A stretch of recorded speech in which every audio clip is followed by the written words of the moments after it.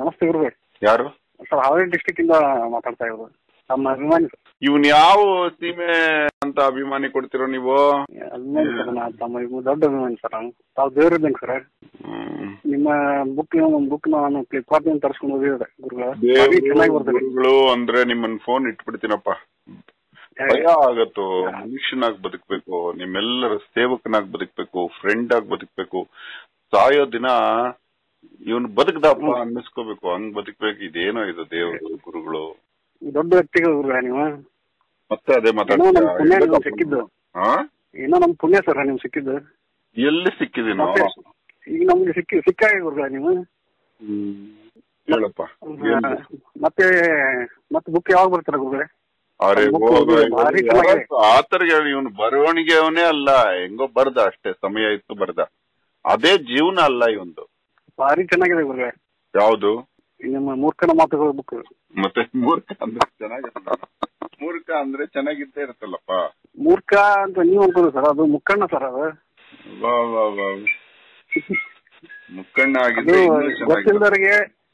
ಗೊತ್ತಿಲ್ದವ್ರಿಗೆ ಅಷ್ಟೇ ಮೂರ್ಖ ಸರ್. ಗೊತ್ತಿದ್ದವ್ರಿಗೆ ಮಾತ್ರ ಮುಕ್ಕಣ್ಣ ಸರ್. ಅದು ಏನ್ ಬೇಕು ಹೇಳೋ ಬೇಗ. ಏನಿಲ್ಲ, ತಮ್ಮ ಹತ್ರ ಮಾತಾಡ್ಬೇಕು ಅಂತ ಅನ್ಸ್ತಾ, ಅದಕ್ಕೆ ಫೋನ್ತೀವಿ. ನೀವು ಕಾಲ್ ರಿಸೀವ್ ಮಾಡಿ ಮಾತಾಡಿದ್ರಲ್ಲ, ಅದೇ ದೊಡ್ಡ. ಏನ್ ಮಾತಾಡ್ಬೇಕು ಹೇಳೋ? ಮನಿ ಕಟ್ಟೋ ಯೋಗ ಆಯ್ತು, ಏನಿಲ್ಲ ಅಷ್ಟೇ. ಸಾಲವಿಲ್ಲದೆ ಕಟ್ತೀಯ? ತಮ್ಮ ಬುಕ್ ಓದಿದ್ಮೇಲೆ ನಾ ಸಾಲ ಮಾಡೋದೇ ಬಿಟ್ಟಿನಿ ಗುರುಗಳಿಗೆ. ಸಾಲವಿಲ್ಲದೆ ಕಟ್ತೀಯ? ದೊಡ್ಡ ಆಶೀರ್ವಾದ ಗುರುಗಳಿಗೆ ನೀವು ಹೇಳಿದ್ದೀವಿ. ಆ ದೇವರೇ ಹೇಳ್ದಂಗೆ ಆಯ್ತು ನಮಗೆ. ಗುರುಗಳು ಆರಾಮಿದ್ರಿ ಗುರುಗಳಿಗೆ? ಆಯ್ತು ಕಣ. ನೀವು ಎಷ್ಟು ವರ್ಷದಿಂದ ಹಾವೇರಿಲಿದ್ದೀರಿ? ನಾನು ಮೂಲತಃ ಇಲ್ಲಿ ಹುಟ್ಟಿದ್ದೇ ಇಲ್ಲ ರೀ. ನಿಮ್ ತಾತ? ನಮ್ ತಾತನೂ ಇಲ್ಲೇ ರೀ. ಅವ್ರ ತಾತ? ಅದು ಗೊತ್ತಿಲ್ಲ ಗುರುಗಳಿಗೆ. ಏನ್ ಕೆಲಸ ಮಾಡ್ತಿದ್ರಿ ನೀವು? ನಾನು ಮೊದ್ಲೇ ಫೈನಾನ್ಸ್ ಮಾಡ್ತಿದ್ದೆ ಗುರುಗಳೇ. ಅದೆಲ್ಲ ಲಾಸ್ ಆಯ್ತು, ಎಲ್ಲ ಕೈ ಬಿಟ್ಟೆ. ನಿಮ್ ಬುಕ್ ಓದಿದ್ಮೇಲೆ ಇನ್ನೂ ಅದು ತಿಳುವಳಿಕೆ ಬಂತು ನನಗೆ. ಈಗ ನಾನು ಒಂದು ಪಾನ್ ಶಾಪ್ ಇಟ್ಕೊಂಡ ಗುರುಗಳೇ. ನಮ್ ತಮ್ಮ ಇಬ್ರು ಬ್ರದರ್, ಹೆಣ್ಮಕ್ಳು ಇಲ್ಲ ಗುರುಗಳೇ. ಅಲ್ಲೋ, ನಿಮ್ ತಾತ ಏನ್ ಕೆಲಸ ಮಾಡೋರು? ಎಲ್ಲ ಇದ್ರು ವ್ಯವಸಾಯ ಗುರುಗಳೇ. ಇವಾಗ ಇಲ್ವಾ ವ್ಯವಸಾಯ? ಜಮೀನ್ ಏನಿಲ್ಲ ಗುರುಗಳೇ ನಮ್ದೆಲ್ಲ. ಅವಾಗ ಮಾರಿದ್ರು. ಈಗ ನಾನೊಂದು ಪಾನ್ ಶಾಪ್ ಅಷ್ಟೇ ಇಟ್ಕೊಂಡಿದ್ದೆ. PAN shop? ಏನೋ ಪಾನ್ ಶಾಪ್ ಅಂದ್ರೆ? ಇದು ಅಡಿಕೆಯಲ್ಲಿ ಬೀಡ ತಿಂತಾರ, ಊಟ ಆದ್ಮೇಲೆ ಸ್ವೀಟ್ ಬೀಡ ತಿಂತಾರಲ್ರಿ. ಯಾಕೋ ತಿಂತಾರೆ ಊಟ ಆದ್ಮೇಲೆ ಸ್ವೀಟ್ ಬೀಡ? ಅದು ಡೈಜೆಷನ್ ಆಗ್ಲಿ ಅಂತಾರೆ. ಹೌದಾ? ಈ ಪಾನಲ್ಲಿ ಏನೇನು ಹಾಕ್ತಾರೆ? ಒಂದು ವೀಳ್ಯದೆಲೆ ಗುರುಗಳ, ಅಡಿಕೆ, ಒಂದು ಅಡಿಕೆ ಅಲ್ವಾ, ಸುಣ್ಣ. ಹ್ಞೂ ಸುಣ್ಣ. ಈ ಮೂರು ಇದ್ರೆ ಸಾಕಲ್ವಾ ಒಂದು ಪಾನ್ಗೆ? ಒಂದ್ ಪಾನ್ಗೆ ಸಾಕು ಗುರುಗಳ. ಆದ್ರೂ ನೀವು ಎಲ್ಲ ಅದ್ರಲ್ಲಿ ಏನೇನೋ ಹಾಕ್ತಿರ್ಲ? ಅದ್ರಲ್ಲಿ ನಾವು ಮತ್ತೆ ಬಡೆ ಸೊಪ್ಪು ಹಾಕ್ತಿವ್ರಿ, ಗುಲ್ಕಂದ್ ಬರ್ತೇವೆ, ಕೊಬ್ಬರಿ ಹಾಕ್ತಿವ್ರಿ, ಏಲಕ್ಕಿ, ಲವಂಗ. ನೀನ್ ಎಷ್ಟು ತಿಂತೀಯ ದಿನಕ್ಕೆ? ನಾನು ಒಂದ್ 4-5 ತಿಂತೇನೆ ಗುರುಗಳ. ದಿನಕ್ಕೆ 4-5 ತಿಂತೀಯನಾ? ಹ್ಞೂನ್ರಿ. ಪಾನ್ ನಮ್ ದೇಶದಲ್ಲಿ ಎಲೆ ಅಡಿಕೆನ ಮಿಸ್ಅಂಡರ್ಸ್ಟುಡ್ ಮಾಡಿಕೊಳ್ಳಲಾಗಿದೆ. ನಮ್ಮ ದೇಹವನ್ನ, ನಮ್ಮ ಶರೀರವನ್ನ 2 ಹೆಸರುಗಳಿಂದ ಕರೀತಾರೆ. ಒಂದು ದೇಹ, ಇನ್ನೊಂದು ಶರೀರ. ಏನ್ ಹೇಳೋದು? ದೇಹ ಒಂದು ಶರೀರ ರೀ. ನಮ್ಮ ದೇಹ ಎತ್ತರ ಬೆಳೆಯತ್ತಲ್ಲ, ಎತ್ತರ ನಿಲ್ಲುವವರೆಗೂ ದೇಹ, ಎತ್ತರ ನಿಂತ ನಂತರ ಶರೀರ ಆಗತ್ತೆ. ಎತ್ತರ ನಿಂತ ನಂತರ ಶರೀರ ಆಗತ್ರಿ. ನೋಡಿ, ಈ ದೇಹ ಅಂದ್ರೆ ಎತ್ತರ ಅಂತ ಅರ್ಥ. ಎತ್ತರ ಬೆಳಿತಾ ಇದೆ ಅಂತ. ಬೆಳೆಯೋದು ದೇಹ. ಒಂದ್ ನಿಮಿಷ. ಬೆಳೆಯೋದನ್ನ ದೇಹ ಅಂತಾರೆ. ಶರೀರ ಅಂದ್ರೆ ಇಳಿಯುವುದನ್ನು ಶರೀರ ಅಂತಾರೆ. ಶರೀರ ಅಂತ. ಅದಕ್ಕೆ ಮಕ್ಕಳು ತಿನ್ನಬಾರ್ದು ಪಾನು ಅನ್ನೋದು. ಯಾಕೆಂದ್ರೆ ಪಾನು, ಈ ಹೊಸ ಕಾರ್ ತಗೋತಿಯಲ್ಲ, ಹೊಸ ಕಾರು 2 ವರ್ಷ ಅದಕ್ಕೇನು ಖರ್ಚೆ ಇರೋದಿಲ್ಲ. ಯಾಕೆಂದ್ರೆ ಅದು ದೇಹ. 2 ವರ್ಷ ಆದ್ಮೇಲೆ ಅದಕ್ಕೆ ಖರ್ಚು ಶುರುವಾಗುತ್ತೆ. ಅದು ಶರೀರ. ಪಾನು ಆಯುರ್ವೇದದ ಔಷಧಿ. ಅದು ಪಾನ್ ಅಂದ್ರೇನೆ ಔಷಧಿ. ವೀಳ್ಯ ರಣವೀಳ್ಯ ಅಂತಾರೆ. ಅಂದ್ರೆ ಪುರುಷರಲ್ಲಿ ಪುರುಷತ್ವವನ್ನು ಕೊಡುತ್ತದೆ, ವೀರ ರಸವನ್ನು ಕೊಡುತ್ತದೆ, ಶೌರ್ಯ ರಸವನ್ನು ಕೊಡುತ್ತದೆ, ಪ್ರಾಣ ಭಯವನ್ನು ಕೊಲ್ಲುತ್ತದೆ, ರಕ್ಷಣೆ ಮಾಡುವ ಒಂದು ಶಕ್ತಿಯನ್ನು ಕೊಡುತ್ತದೆ. ಇದು ಔಷಧಿ. ಇದು 18 ವರ್ಷದವರೆಗೂ ಮಗು ಬೆಳೆಯೋವರೆಗೂ ಬೇಕಾಗಿರಲ್ಲ. 18 ವರ್ಷದ ನಂತರ ಇದೊಂದು ಹೊರಗಡೆಯಿಂದ ಬರುವಂತ ಶಕ್ತಿ ಪಾನು. ಅದರಲ್ಲಿ ಎಲೆ ಮತ್ತೆ ಅಡಿಕೆ, ಇದು ಒಂದು ಆಯುರ್ವೇದಿಕ ಜೋಡಿ.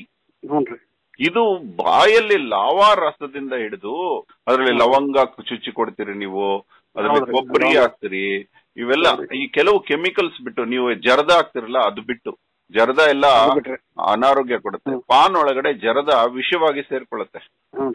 ಆದ್ರೆ ಬರೀ ಪಾನ್ ಏನಾದ್ರು ಎಲ್ಲ 18 ವರ್ಷದ ಮೇಲ್ಪಟ್ಟವರು ದಿನಕ್ಕೆ 2 ಸಲ ಆದ್ರೂ ಊಟದ ನಂತರ ಹಾಕಿದ್ರೆ ನಮ್ಮ ಗಂಟಲೆಲ್ಲ ಶುದ್ಧವಾಗತ್ತೆ. ಫಸ್ಟ್ ನಮಗೆ ಸುಣ್ಣದಿಂದ ಶುರುವಾಗತ್ತೆ, ಹಲ್ಲು ಭದ್ರವಾಗತ್ತೆ. ದಿನ ಡಾಕ್ಟರ್ಗಳು ಕ್ಯಾಲ್ಸಿಯಂ ತಗೊಳ್ಳಿ ಅಂತ ಹೇಳಿ ಅದು ದಿನಕ್ಕೊಂದು 30 ರೂಪಾಯಿ ಖರ್ಚಾಗ್ತಾರೆ. ಆದ್ರೆ ದಿನ ಪಾನ್ ಹಾಕುವವರಿಗೆ ಕ್ಯಾಲ್ಸಿಯಂ ಬೇಕಾಗಿಲ್ಲ. ಮೊನ್ನೆ ಯೋಚನೆ ಮಾಡ್ತಿದ್ದ, ನಮ್ಮ ತಂದೆಯ ಹುಟ್ಟನ್ನು ನೋಡಿದಂತಹ ಶ್ರೇಷ್ಠವಾದಂತಹ ಮಹಿಳೆ ಇದ್ರು ನಮ್ಮ ಮನೇಲಿ. ಆ ಅಮ್ಮನ ಹೆಸರು ಮಾಜು ಬಿ ಅಂತ. ಆ ಅಮ್ಮ ಎಲೆ ಅಡಿಕೆ ಹಾಕೋತಾ ಇದ್ಲು. ಎಲ್ಲರೂ ಎಲೆ ಅಡಿಕೆ ಹಾಕೋಬಾರ್ದು ಅಂತ ಹೇಳೋರು. ಆದ್ರೂ ಆ ಅಮ್ಮ ನೀಟಾಗಿ ಎಲೆ ಅಡಿಕೆನೆ ಒಂದು ಇರೋದು. ನಮ್ಮೂರ್ಲಿ ಎಲ್ಲಾ ಹೆಂಗಸರು ಹಾಕೋತಾರೆ ಹಳ್ಳಿಲಿ ರೈತರು. ಆ ಅಮ್ಮ ಮೊನ್ನೆ 103 ವರ್ಷ ಬದುಕಿದ್ರು. ಆದ್ರೂ ಅಡಿಕೆ ಹಾಕೋತಿದ್ರಿ? ಆದ್ರೂ ಎಲೆ ಅಡಿಕೆ ಹಾಕೋತಿದ್ರು. 103 ವರ್ಷ ಬದುಕಿದ್ರು. ಅಂದ್ರೆ ಯಾವ ಡಾಕ್ಟರ್ ಇರ್ಲಿಲ್ಲ ಅಮ್ಮ. ಅಂದ್ರೆ ಎಲೆ ಅಡಿಕೆಲಿ ಎಂತ ಶಕ್ತಿ ಇದೆ ನೋಡು. ನಾವು ಅದನ್ನ ಅಪಾರ್ಥ ಮಾಡ್ಕೊಂಡಿದೀವಿ. ಯಾರಾದ್ರೂ ಎಲೆ ಅಡಿಕೆ ಮಾಡ್ಕೊಂಡ್ರೆ ಬ್ಯಾಡ್ ಹ್ಯಾಬಿಟ್ ಅಂತೀವಿ. ಬ್ಯಾಡ್ ಹ್ಯಾಬಿಟ್ ಯಾವ್ದು ಅಂದ್ರೆ ಜರ್ದ ಹಾಕೋದು. ಬರೀ ಎಲೆ ಅಡಿಕೆ ಹಾಕೋದು ಬ್ಯಾಡ್ ಹ್ಯಾಬಿಟ್ ಅಲ್ಲ. ಮಕ್ಕಳಿಗೆ ಶಕ್ತಿ ಮೇಲೆ ಶಕ್ತಿ ಯಾಕೆ ಅಂತ ಓದು ಬರೋದಿಲ್ಲ ಅಂತ ಹೆದರ್ಸಿಟ್ರು. ಈ ಎಲೆ ಅಡಿಕೆ ವ್ಯಾಪಾರ ನೀನ್ ಮಾಡ್ತಾ ಇರೋದು ಪವಿತ್ರ. ಇದನ್ನ ಮಾಡು, ಜನ ಅವ್ರಿಗೆ ಪ್ರಚೋದನೆ ಮಾಡು. ಅಂದ್ರೆ ಇದನ್ನ ಒಳ್ಳೇದ್ ಹಾಕೊಳ್ರಪ್ಪ, ಕೆಟ್ಟದ್ ಹಾಕೋದು ಬಿಟ್ಬಿಡು. ಇದು ಆರೋಗ್ಯಕ್ಕೆ ಒಳ್ಳೇದಲ್ಲ, ನೀವು ಹಾಕೋಬಿಡಿ ಅಂತ ಹೇಳು. ಅರ್ಥ ಆಯ್ತಾ? ನಿಮಗೆ ಒಳ್ಳೆ ಎಲೆ ಅಡಿಕೆಲೆ ನಿನಗೆ ಲಾಭ ಇರೋದು. ಓಕೆ, ಅದ್ರಲ್ಲಿ ಕಲ್ಕತ್ತಾ ಮತ್ತೆ ವಾರಣಾಸಿ ಅಂತ 2 ಬರುತ್ತೆ. ಬನಾರಸ್ಸು ಕಲ್ಕತ್ತಾ ಅಂತ 2 ಪಾನ್ ಬರುತ್ತೆ. ಆದ್ರೆ ಕಲ್ಕತ್ತಾ ಯಾಕೆ ಶ್ರೇಷ್ಠ ಹೇಳು? ಕಲ್ಕತ್ತಾ ಗೊತ್ತಿಲ್ರಿ. ಬನಾರಸ್ ಯಾಕೆ ಶ್ರೇಷ್ಠ ಅಂದ್ರೆ ಅಲ್ಲಿ ವರುಣ ಮತ್ತೆ ಹಸಿ ನದಿಗಳು ಗಂಗಾ ನದಿಯನ್ನ ಸೇರುವ ನಡುವೆ ಈ ಎಲೆಗಳು ಬೆಳೆಯುತ್ತೆ. ಈ ಗಂಗಾ ನದಿಯ ಪವರ್ ಇರೋದ್ರಿಂದ ಅದು ತುಂಬಾ ನಮ್ಮ ಭಾರತವೆಲ್ಲ ಫೇಮಸ್ ಆಗೋಯ್ತು ಬನಾರಸ್. ಆದ್ರೆ ಕಲ್ಕತ್ತಾ ಎಲೆಗಳು ಯಾಕೆ ತುಂಬಾ ಶ್ರೇಷ್ಠ ಅಂದ್ರೆ ಅಲ್ಲಿ 156 ನದಿಗಳು ಸಮುದ್ರ ಸೇರುತ್ತೆ. ಅದನ್ನ ಹೆಸರೇ ಜಲಭೂಮಿ ಅಂತ ಅರ್ಥ. ಕಲ್ಕತ್ತಾ ಹಾಕೋದ್ರಿಂದ ಕಲೆ ಬೆಳೆಯತ್ತೆ, ಬನಾರಸ್ ಹಾಕೋದ್ರಿಂದ ಸಾಮರ್ಥ್ಯ ಬೆಳೆಯತ್ತೆ ಅಂತ, ಶಕ್ತಿ ಬರುತ್ತೆ ಅಂತ. ಇಷ್ಟೆಲ್ಲ ವಿಚಾರಗಳು ಪಾನ್ ಬಗ್ಗೆ ಬರುತ್ತೆ. ಪಾನ್ ಅನ್ನೋದು ಹಿಂದಿನ ಕಾಲದಲ್ಲಿ ರಾಜರು ರಣವೀಳ್ಯ ಅಂತ ಇಡ್ತಿದ್ರು.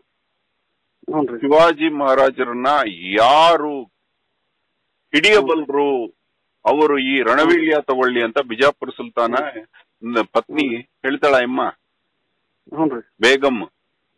ಆವಾಗ ಅವನು ಅಫ್ಜಲ್ ಖಾನ ಹೋಗಿ ಆ ರಣವೀಳ್ಯ ತಗೋತಾನೆ, ನಾನು ಹಿಡಿತೀನಿ ಅಂತ. ಆದ್ರೆ ಆ ರೀತಿ ಆ ಕಾಲದಲ್ಲಿ ಯಾರನ್ನೇ ಆದ್ರೆ ಅವನು ಸೋಲ್ತಾನೆ, ಅವನ ಕೈಲಿ ಆಗಲ್ಲ. ಯಾಕಂದ್ರೆ ಅವನಲ್ಲಿ ಸತ್ಯಸಂಧತೆ ಇರೋದಿಲ್ಲ, ಅದು ಹೋಗುತ್ತೆ, ಅದು ರಣವೀಳ್ಯ ಹೋಗುತ್ತೆ, ಅದು ವೇಸ್ಟ್. ಬಟ್ ರಣವೀಳ್ಯನ ಈ ರೀತಿ ವೀರತ್ವಕ್ಕೆ ಬಳಸ್ತಾ ಇದ್ರು. ಪಾನ್ ಎಲೆಗಳನ್ನ ದೇವರ ಮಂತ್ರಗಳನ್ನ ಬಳಸಿ ಕೊಡ್ತಾ ಇದ್ರು ಆಯುರ್ವೇದಿಕ್ ಪಂಡಿತರು, ದೇಹದಲ್ಲಿರುವ ಅನಾರೋಗ್ಯ ದೂರ ಮಾಡೋದಕ್ಕೆ. ಮತ್ತೆ ಪಾನ್ ಅಲ್ಲಿ ಇನ್ನೂ ಒಂದು ಶ್ರೇಷ್ಠ, ಬ್ರಹ್ಮ ವಿಷ್ಣು ಮಹೇಶ್ವರ ಭಾಗಗಳಿರುತ್ತೆ. ಅದಕ್ಕೆ ಮಧ್ಯಸ್ಥಿತೆ ಅಂದ್ರೆ ಏನು, ವಿಷ್ಣು ಆಹಾರ ದೇವರು ಅಲ್ವಾ, ಸೃಷ್ಟಿ ಸ್ಥಿತಿ ಲಯ ಅಲ್ವಾ. ಸೃಷ್ಟಿಯಾದ ಆದಿ ಭಾಗವನ್ನ ತೆಗಿತಾರೆ, ಲಯ ಅಂದ್ರೆ ನಾಶವಾಗುವ ಕೊನೆಯ ಭಾಗವನ್ನ ತೆಗಿತಾರೆ, ಮಧ್ಯೆ ನಮಗೆ ಸಂತೃಪ್ತಿ ಕೊಡುವ ವಿಷ್ಣು ಭಾಗವನ್ನ ನೀವು ಕೊಡ್ತೀರಿ. ಯಾಕೆ ನೀವು ಹೇಳು, 2 ಕಡೆ ಕಟ್ ಮಾಡ್ತೀರಾ ಇಲ್ವಾ ನೀವು? ಹೌದು, ಮ್ಯಾಗಿನ ತುದಿನ ಕಟ್ ಮಾಡ್ತೀವ್ರಿ, ಕೆಳಗೆ ಕಟ್ ಮಾಡ್ತೀವಿ. ಯಾಕೆ ಕಟ್ ಮಾಡೋದ್ ನೀನು ಹೇಳು? ಇಲ್ರಿ ಗೊತ್ತಿಲ್ರಿ. ಗುಲ್ಡು ನೀನು ತಿಳ್ಕೋಬೇಕು. ಬೋರ್ ಆಯ್ತಾ? ಇಲ್ರಿ ನಿಮ್ ದೇವ್ರ ಹತ್ರ ಮಾತಾಡೋದು ಬೇಜಾರಾಗದಿಲ್ರಿ. ಮತ್ತೆ ದೇವ್ರಂದ್ರೆ ಇಟ್ಬಿಡ್ತೀನಿ. ಹಂಗಲ್ರಿ ಬೇಜಾರಾಗ್ಬೇಡ್ರಿ. ಹೇಳ್ರಿ. ನಿನ್ನ ಮನೆ ಕಟ್ತೀಯಾ, ಅದ್ರ ಹೆಸರು ವೀಳ್ಯ ಪತ್ರ ಅಂತ ಇಡು. ವೀಳ್ಯ ಪತ್ರ. ಅಂದ್ರೆ ಆ ವೀಳ್ಯದೆಲೆ ಇದೆಯಲ್ಲ, ಅದ್ರ ಪತ್ರದಿಂದ ನೀನ್ ದುಡ್ಡು ಮಾಡಿ ಕಟ್ತೀಯ ಅದಕ್ಕೆ. ಓಕೆ, ಒಳ್ಳೇದಾಗುತ್ತೆ. ಸಾಲು ಇಲ್ಲದೆ ಮನೆ ಕಟ್ತೀಯ. ಇಡ್ಲಾ ಫೋನು? ಗುರು ಒಂದ್ ಮಾತ್ರಿ, ಬೇಜಾರಾಗ್ಬೇಡ್ರಿ. ನಮ್ದು ಇದು ವಾಟ್ಸಪ್ ಬ್ಲಾಕ್ ಮಾಡ್ರಿ, ಓಪನ್ ಮಾಡ್ರಿ. ಮತ್ತೆ ತುಂಬಾ ಕ್ವಶನ್ ಕೇಳಿದ್ರೆ ಬ್ಲಾಕೇ ಮಾಡೋದು. ಬ್ಯಾಡ್ರಿ, ದಯವಿಟ್ಟು ಬ್ಯಾಡ್ರಿ, ಓಪನ್ ಮಾಡಿ. ಯಾರು ವಾಟ್ಸಪ್ ಬೇಡ, ಏನು ಬೇಡ. ಜನಗಳಿಗೆ ಏನಾದ್ರು ಮೆಸೇಜ್ ಕೊಟ್ಟು ಬರ್ತೀನಿ, ನನಗೆ ಯಾರ ಜೊತೆ ಮಾತಾಡಕ್ ಇಂಟ್ರೆಸ್ಟ್ ಇಲ್ಲ, ಆದ್ರೂ ಯಾರು ಫೋನ್ ಮಾಡಬೇಡಿ ಅಂದ್ರೆ ನಿಮ್ಮನ್ನ ಸ್ವಲ್ಪ ಕಠಿಣವಾದ ಕೋಪದಿಂದ ಮುನಿಸಿನಿಂದ ಮಾತಾಡಿದ್ರು ನೀವು ಇನ್ನೂ ಹೆಚ್ಚು ಮಾಡ್ತಾ ಇದೀರಿ, ನಾ ಕಡಿಮೆ ಮಾಡ್ತಾ ಇಲ್ಲ, ನಮ್ಗೆ ದಾರಿ ಗೊತ್ತಾಗ್ತಾ ಇಲ್ಲ, ನಿಮ್ಮನ್ನೆಲ್ಲ ದೂರ ಮಾಡೋದಂಗೆ ಅಂತ. ದೊಡ್ಡ ತಾಳ್ಮೆ ಐತ್ರಿ ನಿಮ್ಮ ಹತ್ರ, ಭೂಮಿ ಬಾಯಿಗೆ ಬಂದ ಮಾತಾಡ್ತಿದ್ರೆ ತಾಳ್ಮೆ ಅಂತೀಯಲ್ಲ ನೀನು, ಇನ್ನು ಪ್ರೀತಿಯಿಂದ ಮಾತಾಡ್ತಿದ್ರೆ ಗತಿ ಏನೋ ಒಳ್ಳು. ದೇವ್ರ ಹತ್ರ ಮಾತಾಡ್ಬೇಕಾರೆ ಬಾಳ ತಾಳ್ಮೆ ಐತ್ರಿ ನಿಮ್ಗೆ, ಭೂಮಿಗಿರಷ್ಟು ತಾಳ್ಮೆ ಐತಿ. ಮತ್ತೆ ದೇವ್ರ ಮುಂದೆ ತಾಂಬೂಲ ಇಡೋದಕ್ಕೂ ವೀಳ್ಯದೆಲೆ ಬೇಕು ಕಣ, ಅರ್ಥ ಮಾಡ್ಕೊಳ್ಳೋ. ನಾವು ದೇವ್ರ ಮುಂದೆ ಏನೇನ್ ಇಡ್ತೀವೋ ಅದೆಲ್ಲ ಆರೋಗ್ಯಕ್ಕೆ ಒಳ್ಳೇದು ಅಂತ ಅರ್ಥ. ನಿಮ್ಗೆ ಯಾರಿಗೂ ಗೊತ್ತಿಲ್ಲ, ಬಿಲ್ವ ಪತ್ರೆನ ಶಿವನ್ಗೆ ಹಾಕ್ತಾರೆ, ಯಾಕೆ ಹೇಳು? ನಾವೇನಾದ್ರೂ ಕರೆಕ್ಟ್ ಆಗಿ 9 ಬಿಲ್ವ ಪತ್ರೆ ಎಲೆಗಳನ್ನ 3 ಒಂದು ದಳದಲ್ಲಿ 3 ಎಲೆ ಇರುತ್ತೆ, ಒಂದು ದಳ ಸರಿಯಾಗಿ ದಿನಕ್ಕೆ ತಿಂದ್ರೆ ನಮ್ಗೆ BP ಬರಲ್ಲ, ಶುಗರ್ ಬರಲ್ವಂತೆ. ಅದೇ 9 ಎಲೆನ ಕಾಯಿಸಿ ಅರ್ಧ ಆಗೋವರೆಗೂ ನೀರು, ಒಂದು ಗ್ಲಾಸ್ ನೀರಲ್ಲಿ 9 ಎಲೆ ಹಾಕಿ, ಅಂದ್ರೆ 3 ದಳ ಹಾಕಿ ಅರ್ಧ ಆಗೋವರೆಗೂ ಕಾಯಿಸಿ ಕುಡಿದ್ರೆ BP ಬರಲ್ಲ, ಶುಗರ್ ಬರಲ್ಲ. ಮತ್ತೆ ನೀನು ವೀಳ್ಯದೆಲೆ ಕತೆ ಹೇಳ, ಯಾಕೆ ಅಮ್ಮ ಮಾಜುಬಿ ಅನ್ನೋರು ಯಾಕೆ 102 ವರ್ಷ ಬದುಕಿದ್ದು ಹೇಳ? ನಮ್ಮ ದೇಹದಲ್ಲಿ ಪ್ರತಿಯೊಬ್ಬರಲ್ಲೂ ಹೃದಯದಲ್ಲಿ ಬ್ಲಾಕೇಜಸ್ ಇರುತ್ತೆ, ಮಗುವಿನಿಂದ ಎಲ್ಲಾರ್ಗು ಇರುತ್ತೆ, ಅದು ಇರ್ಲೇಬೇಕು ಅದು. ಆದ್ರೆ ಅದು ಮಿತಿ ಮೀರಿದಾಗ ಹಾರ್ಟ್ ಅಟ್ಯಾಕ್ ಆಗುತ್ತೆ. ಈ ದಿನ 2 ವೀಳ್ಯದೆಲೆ ಹಾಕೋರ್ಗೆ ಹಾರ್ಟ್ ಅಟ್ಯಾಕ್ ಬರೋದಿಲ್ಲ, ಯಾಕಂದ್ರೆ ಈ ವೀಳ್ಯದೆಲೆ ಮೇಲೆ ನರಗಳಿರುತ್ತಲ್ಲ, ನೋಡಿದ್ಯಾ? ಆ ನರಗಳು ನಮ್ಮ ನರಮಂಡಲದ ಸಂಕೇತ, ಅದು ಅದನ್ನ ಫೈಬರ್ ಅಂತಾರೆ. ಆ ವೀಳ್ಯದೆಲೆ ಸ್ವಲ್ಪ ಖಾರವಾಗಿರುತ್ತೆ, ನೋಡಿದ್ಯಾ? ಅದು ಅಡಿಕೆ ಸೇರ್ಕೊಂಡ್ರೆ ಒಂದು ದ್ರವ ಉತ್ಪತ್ತಿಯಾಗಿ ನಮ್ಮ ಮೈಯೊಳಗೋಗಿ ನಮ್ಮ ದೇಹದಲ್ಲಿರೋ ಬ್ಲಾಕೇಜಸ್ ನ ಕ್ಲಿಯರ್ ಮಾಡುತ್ತೆ.